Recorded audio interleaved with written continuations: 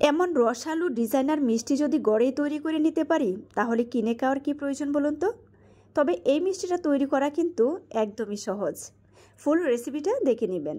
মিষ্টি তৈরি করার জন্য প্রথমে সুগার সিরাপটা রেডি করে নিচ্ছি। 1 কাপ পানির মধ্যে 1 কাপ চিনি দিয়ে দিলাম, একটা এলাচ মুখটা একটু তেঁতু করে দিয়ে দিলাম। আমি এখানে লাল চিনিটা অ্যাড করলাম, তবে আপনারা চাইলে সাদাটাও অ্যাড করতে পারবেন। কিছু সময় জাল করে নেওয়ার পর পানিটা যখন একটু কমে আসবে দেখবেন এটা আঠালো হয়ে যাবে। যখন একটু আঠালো হয়ে আসবে ঠিক সেই মুহূর্তে নামিয়ে এটাকে আমি একটা সাইডে রেখে দিচ্ছি। আর এদিকে চুলায় একটি প্যান বসিয়ে 1/2 কাপ দিয়ে দিচ্ছি সুজি।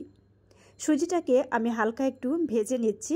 এখন এর মধ্যে 1.5 কাপ পরিমাণ দিয়ে দিচ্ছি পানি, আর 1 চিমটি লবণ দিয়ে দিচ্ছি। যারা মিষ্টি জাতীয় খাবারে লবণের টেস্টে ভালোবাসেন একটু দিয়ে নেবেন। কিছু সময় জাল করে নিচ্ছি, তবে পানির পরিবর্তে আপনারা লিকুইড দুধও দিতে পারেন।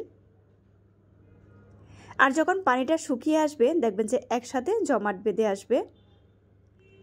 তবে একবারে নরম রাখা যাবে না, যেন ডোটা একটু শক্ত হয় আর এটা মসৃণ করে কিন্তু হবে। তো একসাথে জমে আসতে দেখতেই পাচ্ছেন। আবার দেখা যায় কি এটা যখন নামিয়ে রাখবেন একটু ঠান্ডা হবে তখন আরেকটু জমে যাবে। তো এটাকে নামিয়ে আমি ঠান্ডা করে নিলাম। তো কিছুটা পরিমাণ ঘি দিয়ে হাত দিয়ে এভাবে মধে নিতে হবে, মানে একদম সফট করে তৈরি করে নেব। ঘি দিলে হয় কি যে এটা আর হাতের মধ্যে লেগে যায় না। তবে ঘির পরিবর্তে আপনারা এখানে রান্নার রেগুলার তেলও দিতে পারেন।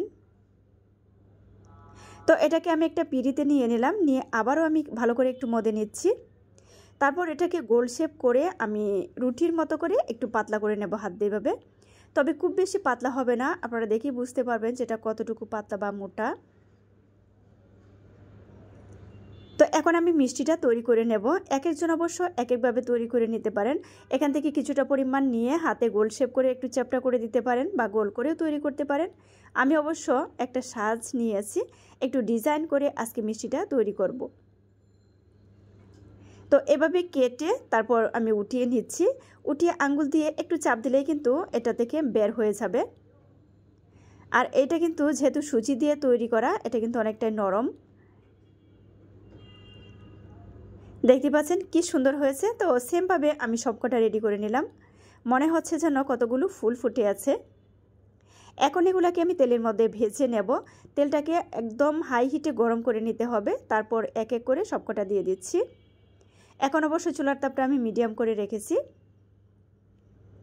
উল্টে পাল্টে সুন্দর একটা কালার করে ভেজে নেব। আর এটা কিন্তু যখন ভাজবেন সুন্দর একটা কালার করে, এটা বেশ মুচমুচেও হবে। তো এখন নামিয়ে নিয়ে আমি যে সুগার সিরাপটা রেডি করে রেখেছিলাম, তো এর মধ্যে আমি দিয়ে দিচ্ছি। একদম গরম থাকা অবস্থায় কিন্তু ঠান্ডা সুগার সিরাপের মধ্যে দিয়ে দিতে হবে। ভালো করে এভাবে একটু উল্টে পাল্টে আমি সুগার সিরাপের সাথে মিশিয়ে আমি 1 ঘন্টার জন্য রেখে দিয়েছিলাম। আর 1 ঘন্টা পর আমি সার্ভ করে দেখাচ্ছি যে কতটা রসালো হয়েছে। সহজ রেসিপি ভালো লাগলে পেজ ফলো করে পাশে থেকে সাপোর্ট করবেন। আর এই মিষ্টিটা আপনাদের কাছে কেমন লাগলো অবশ্যই কমেন্ট করে জানাবেন। একদমই সহজ এটা তৈরি করা। আর দেখতে পাচ্ছেন কি সুন্দর দেখা যাচ্ছে।